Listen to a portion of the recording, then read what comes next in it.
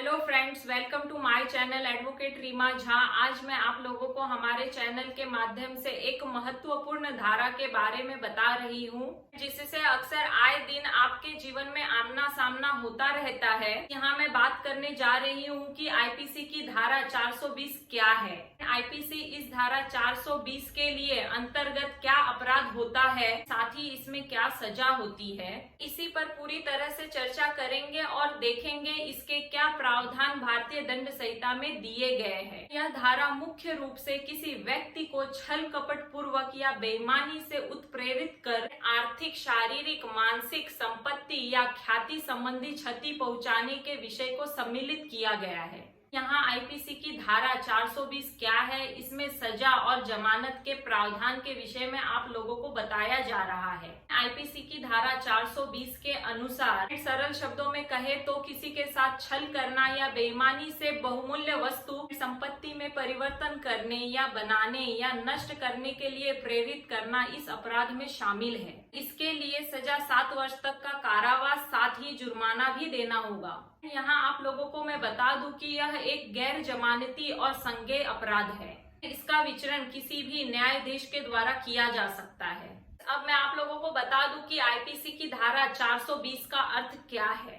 जब भी कोई व्यक्ति स्वयं के लाभ के लिए किसी दूसरे व्यक्ति की संपत्ति को प्राप्त करने के उपक्रम में उसके साथ छल कपट, धोखाधड़ी करके किसी भी प्रकार से उसकी संपत्ति को प्राप्त कर लेता है, साथ ही उसके लिए नकली हस्ताक्षर करे या उस पर किसी भी प्रकार का आर्थिक या मानसिक दबाव बनाए, इस तरह के हथकंडे अपनाकर संपत्ति या ख्याति को प्राप्त करता है, तब उस परिस्थिति में लाभ प्राप्त करने वाले व्यक्ति के विरुद्ध आईपीसी की धारा 420 में मुकदमा दर्ज किया जा सकता है। आईपीसी 420 में धोखाधड़ी का क्या अर्थ है? अगर हम आईपीसी की धारा 420 को समझना चाहते हैं तो इसके लिए सबसे पहले हमें यह जानना होगा कि आखिर ये शब्द धोखाधड़ी क्या है।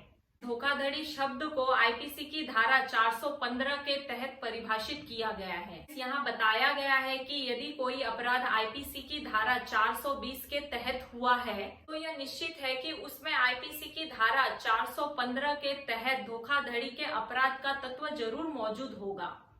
आईपीसी की धारा 415 में परिभाषित किया गया है कि जब भी कोई व्यक्ति किसी अन्य व्यक्ति को धोखा देकर, धोखे से या बेईमानी से कोई भी संपत्ति या वस्तु देता है या इस बात की सहमति देता है कि वह व्यक्ति उस संपत्ति को खरीद सकता है या धोखा देने के इरादे से जानबूझकर किसी अन्य व्यक्ति को कोई काम करने के लिए कहता है, किसी व्यक्ति द्वारा किसी अन्य व्यक्ति का कोई कार्य करने के लिए प्रेरित करना, किसी व्यक्ति के साथ उसे धोखा देने के इरादे से किया गया कोई भी काम जिससे उस व्यक्ति के शरीर, मन, प्रतिष्ठा या संपत्ति को नुकसान पहुंचता है, भविष्य में किसी भी प्रकार का नुकसान होने का कारण बनता है या भविष्य में किसी भी प्रकार की नुकसान होने की संभावना होती है, धोखाधड़ी के नाम से जाना जाता है। आईपीसी की धारा 420 के आवश्यक तत्व क्या क्या होते हैं, जिसमें फर्स्ट वन है धोखा, जिसे हम इंग्लिश में चीटिंग कहते हैं। जिसमें सेकंड वन है किसी भी मूल्यवान संपत्ति या किसी भी महत्वपूर्ण चीज को सील करने या उसके आकार प्रकार में बदलाव करने के लिए या उस संपत्ति को नष्ट करने के लिए बेईमानी के भावना से किसी अन्य व्यक्ति को प्रेरित करना। थर्ड वन है कोई धोखाधड़ी या बेईमानी करने के लिए किसी व्यक्ति की आपराधिक मनस्थिति। आपको बता दूं कि किसी भी बात का झूठा प्रतिनिधित्व करना भी आईपीसी की धारा 420 के तहत धोखाधड़ी का अपराध करने के लिए आवश्यक अवयवों में से एक माना जाता है।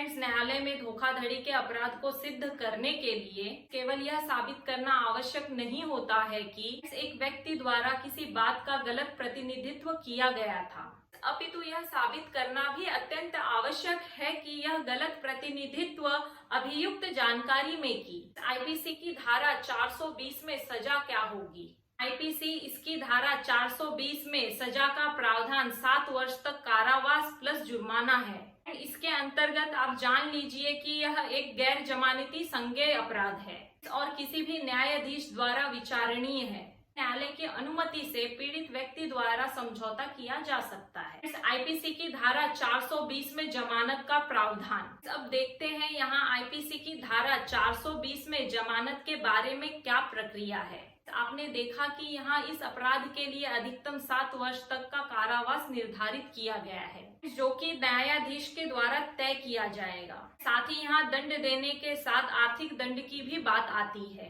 जो कि यह भी न्यायाधीश जुर्म की संगीनता के आधार पर तय करते हैं। यहाँ आपको यह जानना बहुत जरूरी है कि यह एक गैर जमानती और संज्ञेय अपराध है।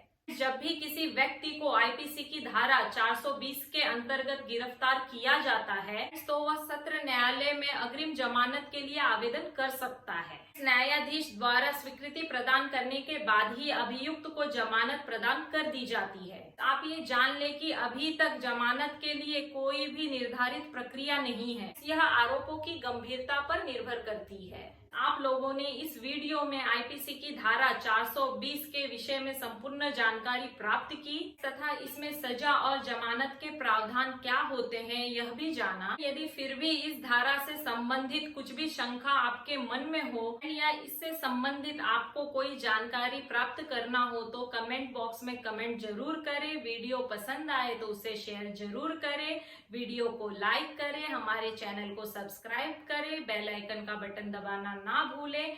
Thank you for watching my channel advocate Reema Jha.